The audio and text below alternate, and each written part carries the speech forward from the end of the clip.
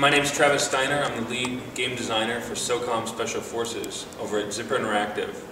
So, hello to the PlayStation blog. My name is Peter. This is Travis. You know already who it is. But I want to know more special from you. How does a typical day in your work life looks like? I know there is no typical. Yeah, there's no typical day. I know, but if you have to mix a couple of days up. Well, it really depends on what part of the game, what stage in development we're in. So early on, at the very beginning, it's a lot of research and brainstorming. Like going on the internet and finding out, ideas for cool locations to put the game in, getting good reference for, just inspirations out of, real military tactics and events. So it really starts off with the research, and then we'll, oftentimes get in groups at the company and kind of just think of ideas that we think would be great to put in the game. What are the kinds of gameplay features we want? And discuss them in the group and check them out. Yeah, absolutely. We're really just trying to just get all our minds together to think about what are the really great moments that we want, in our game. And so once we have a good plan of attack for the features of the game, what kind of schedule we're working with, then we actually go into a little more in-depth pre-production, eventually production. So getting together with concept artists, come up with ideas for what the levels look like, maybe drawing a map of the flow of combat and things like that. So I work a lot with other disciplines, so engineers, artists, sound designers, producers. So we're working really together in quite teams. Early actually. So it's finished and then comes the sound. So it's like it's very collaborative. Okay. And then also, so I have a team of designers that work with me. So everything from there's a guy that designs the weapons in core gameplay. There's a guy that works on artificial intelligence, then level designers, multiplayer designers. So we have a pretty big team of designers that are each taking on a special part of the game. And so from there, I'll work with them to develop some of these key features that are going to be in the title. And just really constantly working with them to review some of the specifications that they write about what the features will look like, helping to prototype where we actually get together and do an early version of the gameplay system to see is it working the way we want it to? Is it fun? And exactly.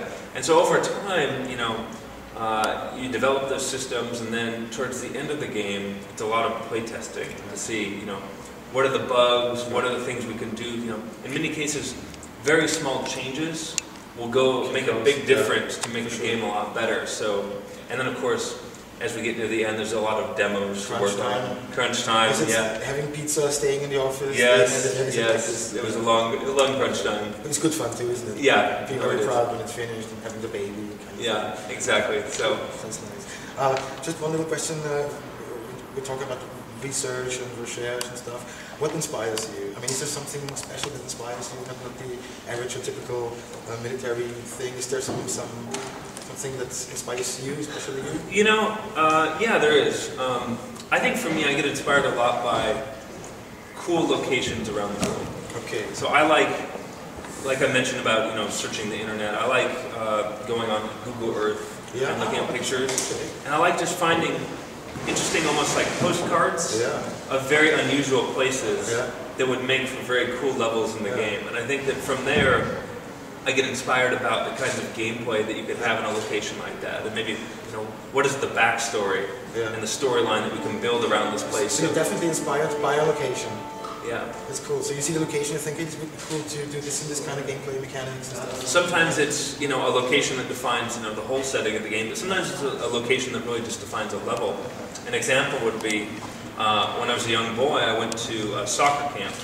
I live in Seattle, that's where the developer is, so there was a soccer camp, or football here, over on the coast of Washington State. There was a coastal fort, like old bunkers from around early 1900s. Yeah. Okay. And so, as a boy, you could go on these concrete fortifications and play. Of course. And ever since then, that was always my memory of, that would make a really cool multiplayer level, right? So, for years, I've wanted to make that level in a game, and finally in Socom Special Forces, a couple, partway into development, some friends and I at the office drove in the car, and we drove out there, several hours away, and we took photos and gathered reference material, and then that actually became a level in the game. And it is in the game. It's in the game. That's now, cool. The only difference is it's set in Southeast Asia, so it's a coastal fort with palm trees, but it's your bunker stuff. So exactly. So it's those kind of things I think that really inspire me. Nice. That sounds inspiring, definitely.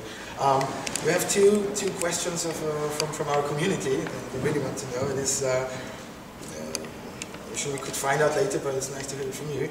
Can you tell us more about the clan modes and the lobby system? Is there something we have to know right from the start? Yeah, so we have a lot of people ask about the lobby system because traditionally the way you'd get into Socom matches was through a lobby system.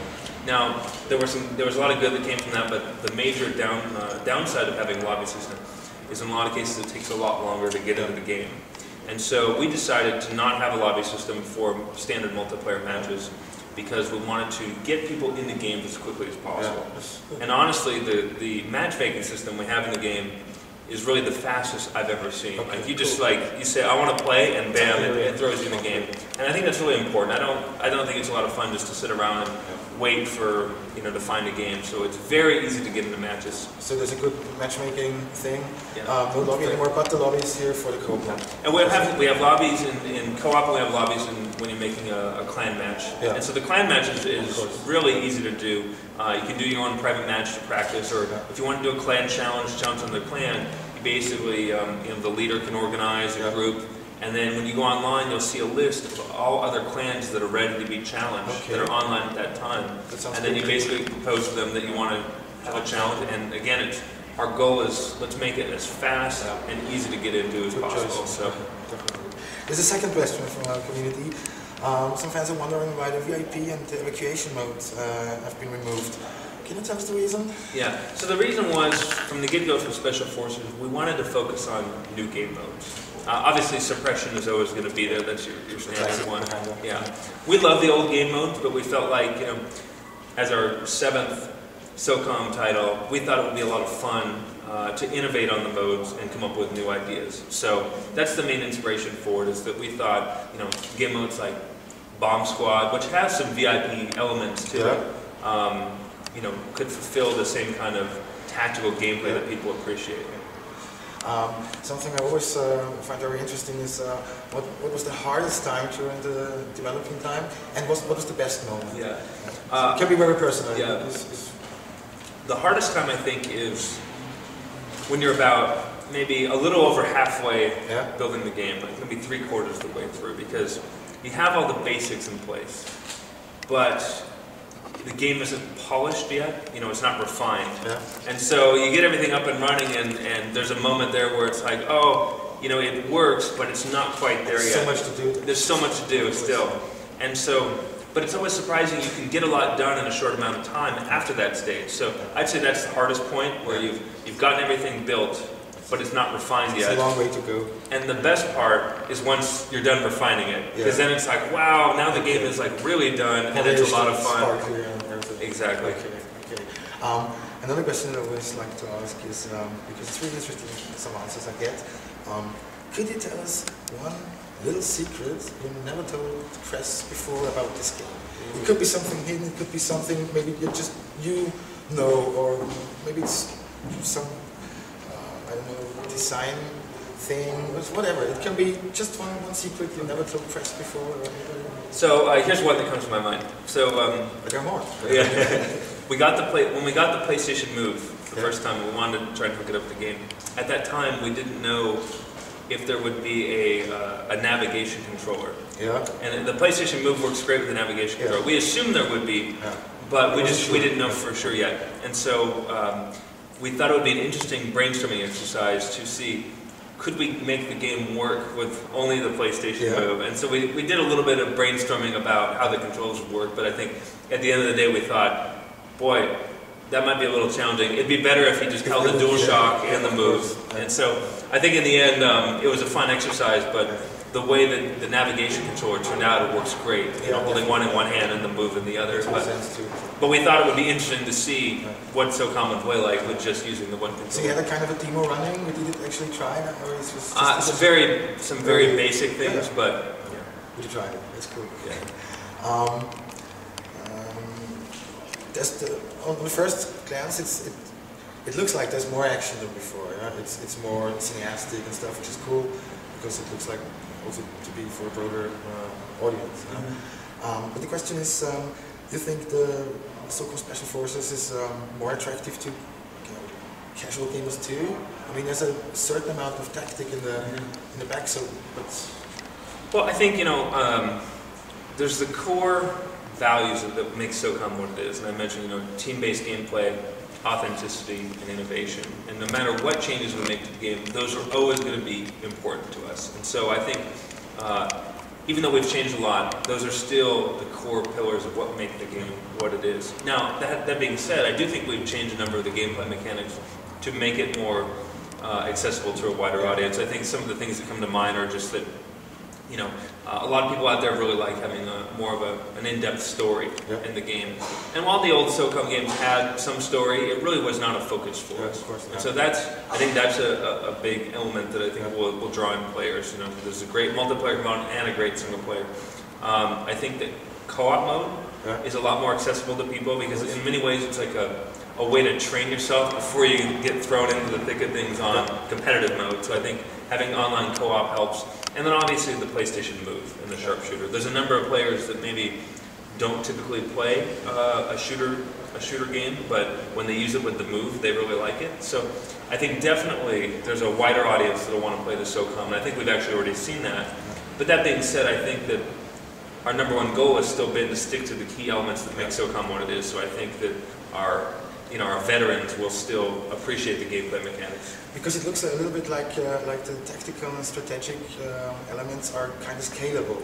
So if you have a low amount of enemies, and you can actually kind of run, play it as a shooter with nice cinematic effects. But the more you put on a more difficult mode, the more you have to be strategic and tactical. Is it true? Or is that's absolutely true. So on easy mode, if a player is more interested in just running around shooting everyone, they can do that a little bit.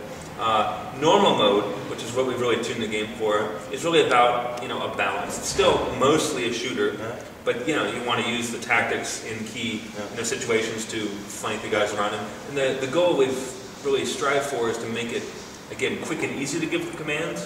So it's not anything where you're going through a big menu or going through a big map view or anything like that. It's just point where you want to send them and press a button. So I think that makes it a lot more accessible to people who maybe don't normally play strategic games.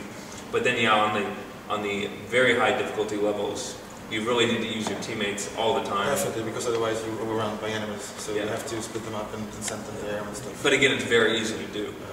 Cool. I don't know how much time we have, but there would be a last question. What's the thing you're most proud of in Socom Special Forces? Can be something personal too. I honestly think, me as a developer, I've worked a lot on single player before. I've worked a lot on competitive multiplayer. So, I've been around Super Interactive since Socom 2. So, all those games have always had those two pieces. The co-op mode for me is something that's a little bit more unique and new for me. Even though Socom Combined Assault had co-op, I didn't really work on that part of the game very much. So I think that having a chance to work on and play the co-op mode in Special Forces for me has been the most fun because it's something new and I think it works really great. Cool. Travis, thank you very much for spending the time with us and giving us the interview. Thank you very much. It was nice to meet you. Nice to meet you. Socom Special Forces comes out April 20th, only for the PlayStation 3. You're definitely going to want to get out there and buy it along with Sharpshooter and the PlayStation Move.